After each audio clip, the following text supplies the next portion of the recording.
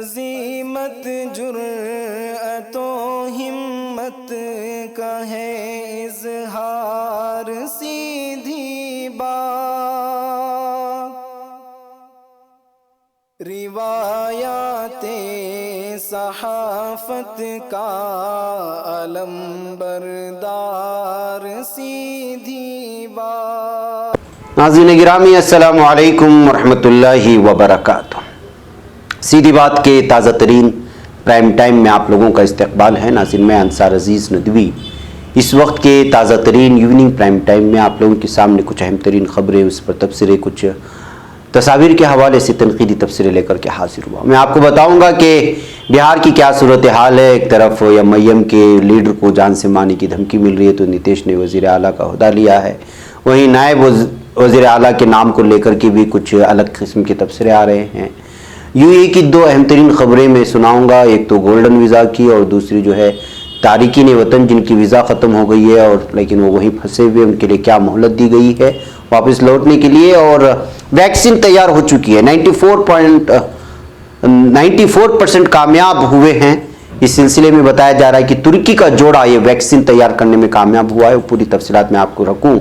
Sudan की खबर आ रही है तो और भी बहुत सारी चीज़ें हैं। सारी तफसीलात रखने से पहले मैं आप लोगों से दरख्वास्त कर लूँ कि जिन अहबाब ने हमारे चैनल को सब्सक्राइब नहीं किया, सब्सक्राइब कर ले। हमारी वीडियोज़ को दूसरों तक पहुँचाने में हमारी मदद करें, लिंक को शेयर करें। इदारे को मजबूत करना आप लोगों की जिम्मेदारी है और लिंक को शेयर करना भी। बहरकैफ नाज़रीन आइए पहले चलते हैं हम लोग बिहार की दो तीन अहम तरीन खबरें उस पर बात कर लें, फिर आगे बढ़ते हैं। नीतीश कुमार ने 7वीं बार इस वक्त वज़ीर आला का हलफ ले लिया है। इस वक़्त का जनता दल यू सरबराह नीतीश कुमार ने 7वीं मरतबा बिहार के वज़ीर आला बनने का फ़ख्र हासिल कर लिया। बिहार के गवर्नर फागू चौहान ने नीतीश कुमार को आज ओहदा और राजदारी का हल्फ दिलाया। इस मौके पर मरकजी वज़ीर दाखिला अमित शाह और बीजेपी सदर जेपी नड्डा भी मौजूद रहे। नीतीश कुमार के अलावा कुछ दीगर लीडरों ने भी हलफ लिया, जिनमें सबसे अहम नाम बीजेपी के तारकिशोर प्रसाद और रेणु देवी का है। इन दोनों को नायब वज़ीर आला बनाया गया है। काबिल जिक्र बात यह है कि बिहार की तारीख में पहली मरतबा ऐसा हुआ है जब काबीना में एक भी मुस्लिम चेहरा शामिल नहीं है। दरअसल इस बार एनडीए का कोई भी मुस्लिम उम्मीदवार फतहयाब नहीं हुआ है। बिहार के साबिक नायब वज़ीर आला और बीजेपी के सीनियर लीडर सुशील मोदी ने नीतीश कुमार के एक बार फिर वज़ीर आला बनने पर उन्हें मुबारकबादी पेश की है। बैकअप नाज़रीन, एक भी मुस्लिम चेहरा ना होने का मतलब ये नहीं कि जो है मुस्लिम चेहरे थे नहीं बनाया गया। दरअसल एनडीए में इस वक्त जो है कोई भी जीत करके नहीं आया है जो मुस्लिम चेहरा साबित हो सके। लिहाजा जो है तमाम के तमाम का ताल्लुक कहाँ से है, किस समाज से है, आप अंदाज़ा लगा सकते हैं। उधर नाज़रीन रेणु देवी को लेकर के बहुत किस्म के अलग अलग तरह के तबसरे सामने आ रहे हैं और ये सियासी तबसरा आ रहा है कि नीतीश कुमार को जोरदार झटका देने की तैयारी में है बीजेपी और उसकी वजह भी है। एक है तारकिशोर यादव जिनको इस वक्त नायब वज़ीर आला का ओहदा दिया जाएगा और दूसरी रहेंगी रेणु देवी। रेणु देवी को बिहार की पहली नायब वज़ीर आला होने का शर्फ हासिल होगा। लेकिन बड़ी बात यह है कि इस कदम से नीतीश कुमार की पार्टी जनता दल यू को जोरदार झटका लगने वाला है। ऐसा इसलिए क्योंकि रेणुका का ताल्लुक इंतहाई पसमानदा समाज नोनिया से है और बीजेपी इस तबके को अपनी तरफ खींचना चाहती है। दिलचस्प बात यह है कि बिहार में इंतहाई पसमानदा समाज का वोटर अब तक जनता दल यू का बड़ा वोट बैंक तस्वुर किया जाता है। लेकिन रेणु देवी के नायब वज़ीर आला बनने के बाद उनका रुझान बीजेपी की तरफ बढ़ेगा। गोया कि बीजेपी अपनी ही साथी पार्टी जनता दल यू का वोट बैंक अपनी तरफ खींचने की कोशिश में लगी हुई है। जब से इस तरह का फैसला लिया गया इस बात को लेकर के, वैसे भी पूरी तरह से नीतीश कुमार की पार्टी इस वक्त 40 पर आकर के रुक गई है और इस तरह से अलग अलग बीजेपी के फैसलों की वजह से मुमकिन है कि अगले इंतखाबात होंगे तो नीतीश कुमार की पार्टी को शायद 10 भी यहां पर सीट ना मिले। अगर यही बीजेपी का उनका सपोर्ट साथ रहा तो इस तरह की सियासी तबसरे सामने आ रहे हैं। दरअसल नीतीश कुमार का चेहरा दिखाकर बीजेपी खुद को बिहार में मजबूत करने की कोशिशों में है और उसके लिए अलग अलग प्लानिंग और मंसूबे और साजिशें हो रही है। ये कहते हुए रेणु देवी का जब से नाम नायब वज़ीर आला के लिए आया है उस वक्त से अलग अलग समाज और तबकात को किस तरह बीजेपी अपने करीब करने की कोशिश कर रही है और नीतीश कुमार का चेहरा दिखा करके खुद को किस तरह मजबूत कर रही है, ये सियासी तबसरे इस वक्त निकल करके सामने आ रहे हैं और बिहारी अवाम इसको जानने में कासिर है या फिर नीतीश कुमार की पार्टी के मेंबरान। आइए नाज़रीन एक और खबर मैं आपको सुनाऊं और वो है एक तरफ यहाँ हुकूमत बन रही है, दूसरी जानिब भाई भाई लड़ाई कर रहे हैं और तीसरी जानिब ये है कि इसका इल्ज़ाम लग रहा है कि ओवैसी की पार्टी अब भाइयों के दरमियान में भी दुश्मनी पैदा कर रही है। इस तरह कहते हुए ये खबर और इस तरह की तफसीरें करते हुए, तनकीदी तफसीरें करते हुए ये खबर पेश करने की कोशिश की जा रही है। असल मामला ये है कि जोकीहाट से असदुद्दीन ओवैसी की पार्टी एमआईएम के नौ मुंतखब मेंबर असेंबली शहनवाज आलम को जान से मारने की धमकी मिली। उन्होंने इल्जाम लगाया कि अहलिया, मां और बेटी के साथ गाली गलौज और धक्का मुक्की भी की गई। बताया जा रहा है कि यह वाकया जोकीहाट के ससोना में वाक़ उनकी रिहाइशगाह पर देर रात पेश आया है। उन्होंने साबिक मेंबर पार्लियामेंट और जोकीहाट से आरजेडी के उम्मीदवार सरफराज आलम पर धमकी देने का इल्जाम लगाया है। और आपको मालूम होना चाहिए कि ये दोनों आपस में भाई हैं। जोकीहाट के मेंबर असेंबली शहनवाज ने थाने में बड़े भाई और साबिक मेंबर पार्लियामेंट सरफराज आलम समेत 15 लोगों के खिलाफ केस दर्ज करवाया है। इस दरमियान धमकी दिए जाने के वाक़े के बाद मेंबर असेंबली की रिहाइशगाह पर सिक्योरिटी बढ़ा दी गई है और पुलिस को तैनात कर दिया गया है। इत्तलात के मुताबिक सीनियर अफसरान के जरिए रात में ही मेंबर असेंबली की रिहाइशगाह पर पहुंचकर मामले की जांच भी की गई। नाज़रीन, आपको बता दें कि शहनवाज आलम सरफराज आलम के छोटे भाई हैं और इलेक्शन में सरफराज आरजेडी से तो शहनवाज आलम एमआईएम से इलेक्शन लड़े थे, जिसमें शहनवाज की जीत हुई। दोनों ही सीमांचल के कदावर लीडर रह चुके और साबिक मरकजी वजीर तस्लीमुद्दीन के बेटे हैं और दोनों बेटों में इस वक्त ये सियासी झड़प है। ये सियासी झड़प पहले से भी इन लोगों के दरमियान थी, ये बात वाज़ेह होकर के सामने आ चुकी है। लेकिन अब चूंकि एक भाई एमआईएम से है और दूसरे का ताल्लुक आरजेडी से है, तो जाहिर सी बात है कि अभी अभी ओवैसी की पार्टी बिहार में कदम रखी है। वैसे भी उनको तनकीद का निशाना बनाया जा रहा है कि यहाँ पर जो है महागठबंधन को सबसे ज्यादा नुकसान इस पार्टी ने पहुंचाया, वो सच हो या झूठ, लेकिन इस तरह के इल्जाम इन पर लगते रहे हैं और लग रहे हैं और अभी तक इस पर तबसरा भी जारी है। ऐसे में दो भाइयों के दरमियान में इस तरह की मजीद खलीज ने एक मरतबा फिर ओवैसी की पार्टी को बदनाम कर दिया और यहां तक तबसरा करने वाले कर रहे हैं कि भाई ये पार्टी आई, पहले पार्टियों में जो है दुश्मनी बढ़ा रहे थे, अब जो है भाइयों में भी इस तरह दुश्मनी बढ़ाने और धक्का मुक्की करने का काम में लग रहे हैं। इस तरह कहते हुए असदुद्दीन ओवैसी की पार्टी को एक मरतबा फिर बिला वजह खींचने की कोशिश हो रही है। बहरकैफ नाज़रीन, आइए रज़ान बकर की बात करते हैं। रज़ान बकर, ये जो इस खातून देख रहे हैं, जिद्दा से खबर आ रही है, इस वक्त इनको international bowling federation women committee के तौर पर जो है वुमेन कमेटी के सदर के तौर पर और हेड के तौर पर इनको चुन लिया गया है। और ये सऊदी अरब की पहली ऐसी खातून होगी जो इंटरनेशनल सतह की किसी स्पोर्ट्स की जो है, जो बिलखुसूस इंटरनेशनल बाउलिंग फेडरेशन है, एक इंटरनेशनल फेडरेशन के तौर पर सदर के तौर पर, हेड के तौर पर चुन ली गई है और जिद्दा और सऊदी अरब की पहली खातून है। इसकी वजह से इस वक्त ये खबर भी सुर्खियों में छाई रही है। नाज़रीन, आइए मैं आपको दुबई की दो अहम तरीन मुख्तसर खबरें आप लोगों के सामने रखूं, शायद आपको ये फायदा पहुंचाने वाली हो कि 1 मार्च से पहले खत्म होने वाले वीजे के हामिल अफराद को मुल्क छोड़ने के लिए 17 नवंबर तक की मोहलत दे दी गई है। यूएई हुकाम ने 1 मार्च से पहले खत्म हो चुके वीजों के बाद गैर कानूनी तौर पर रिहाइश इख्तियार करने वाले अफराद के लिए 3 माह की मजीद एमनिस्टी स्कीम का ऐलान किया है। यानी अगर आप इससे पहले इस मुल्क से निकल जाते हैं तो आपको जुर्माना नहीं देना पड़ेगा। यहाँ की रियासती न्यूज एजेंसी है WAM जिनको कहा जाता है, उसने विफाकी अथॉरिटी बराए शनाख्ती और शहरियत के director general major general Saeed Rakan Rashidi के हवाले से बताया गया है कि स्कीम 18 में से शुरू हुई थी और 18 अगस्त को खत्म होने वाली थी, लेकिन अभी स्कीम 17 नवंबर तक जारी रहेगी। विफाकी अथॉरिटी बराए शनाख्ती और शहरियत इस स्कीम के हवाले से मजीद कहना था कि स्कीम यूएई के रहनुमाओं की तरफ से उठाए गए कई फराखदिल इक़दामात में से एक है। इन इक़दामात में उन्होंने कोरोना वबा के बाइस पैदा होने वाले चैलेंजेस में इंसानियत को तरजीह दी है।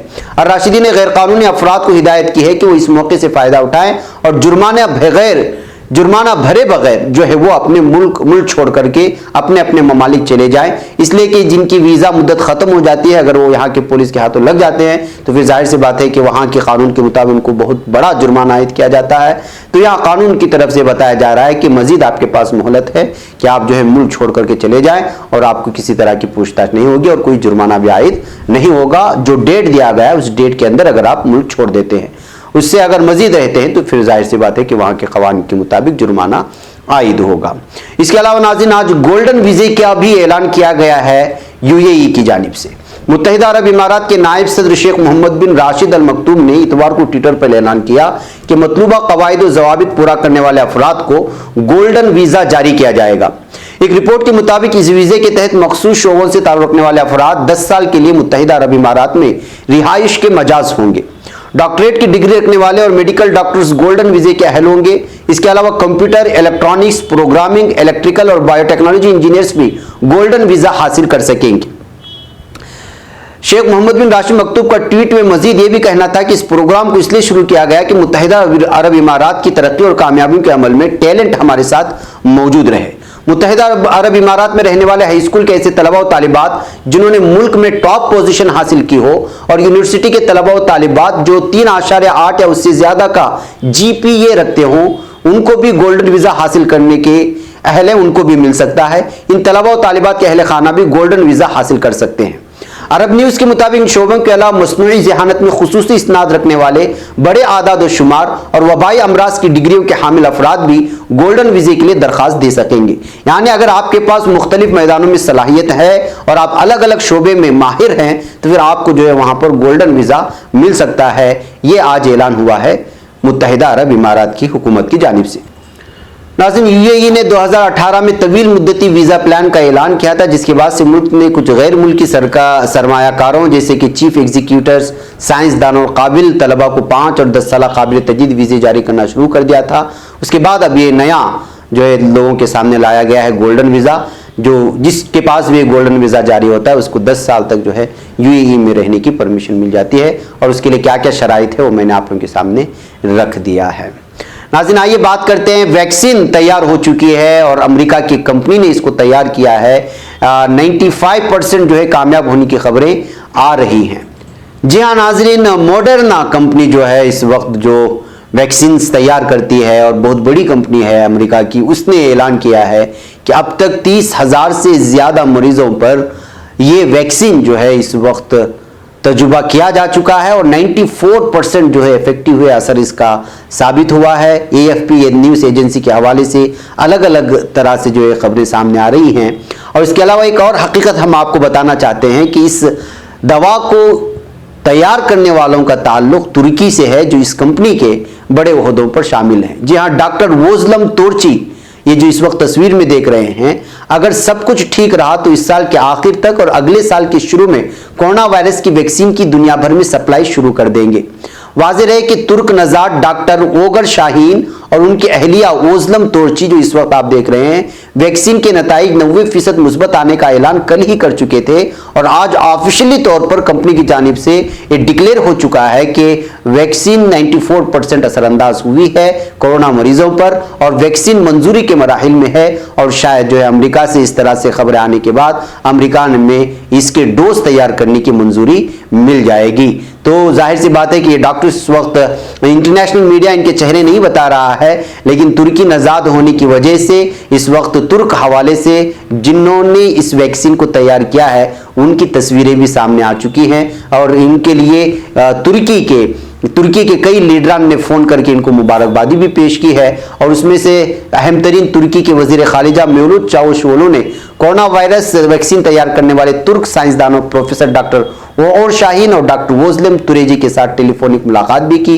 सिफारती जराये से मौसूला मालूमात के मुताबिक वजीर खारिजा मेवलूद चावुशओगलू ने कोरोना वायरस के इलाज के लिए 90% कामयाब वैक्सीन तैयार करने वाली कंपनी बायोटेक के बानियों में से प्रोफेसर डॉक्टर शाहीन और उनकी अहलिया डॉक्टर तुरेजी के साथ टेलीफोन पर मुलाकात करके उनको मुबारकबादी दी और बताया कि किस तरह उन्होंने तुर्की का नाम रोशन करने में अव्वल रहे और वैक्सीन की दवा जो पूरी दुनिया इस वक्त जो है जिसके इंतजार में है उसके जो है कामयाब करने में तुर्की नजाद जोड़ा है इस वक्त कामयाब हुआ है। लेकिन ये कंपनी है अमेरिका की और बाइवन और मॉडर्ना ये सारी कंपनियां और इस वक्त जो है इस ये ऐलान पूरी तरह से सामने आ चुका है और ऑफिशियली डिक्लेयर भी हो चुका है कि इस वक्त ये वैक्सीन 94% जो है कामयाब हो चुकी है।